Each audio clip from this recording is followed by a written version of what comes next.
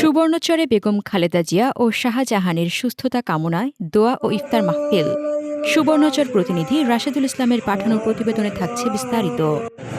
নোয়াখালীর সুবর্ণচরে দেশনেত্রী বেগম খালেদা জিয়া ও নোয়াখালী ৪ আসনের সাবেক সংসদ সদস্য আলহাজ মোহাম্মদ শাহজাহানের সুস্থতা কামনায় দোয়া ও ইফতার মাহফিল অনুষ্ঠিত হয়েছে। সোমবার বিকেলে চর ওয়াবদা ইউনিয়নের থানারহাট বাজারে কৃষক দলের অফিসে এই আয়োজন করেন চর ওয়াবদা ইউনিয়ন কৃষক দলের নবগঠিত আহ্বায়ক কমিটির সদস্যরা। উক্ত আয়োজনে চর ওয়াবদা ইউনিয়ন যুবদলের সভাপতি জাকের হোসেন সৈকত, সুবর্ণচর উপজেলা ছাত্রদলের সাবেক যুগ্ম আহ্বায়ক আরেজ খান নীল, চর ওয়াবদা ইউনিয়ন কৃষক দলের আহ্বায়ক জাকের হোসেন, সদস্য সচিব হেলাল উদ্দিন, চর ওয়াবদা ইউনিয়ন ছাত্রদলের সাবেক সভাপতি সাদ্দাম হোসেন রানা সহ অন্যান্য সদস্যরা উপস্থিত ছিলেন। এ সময় বেগম খালেদা জিয়া ও আলহাজ মোহাম্মদ শাহজাহানের সুস্থতার জন্য দোয়া করা হয়।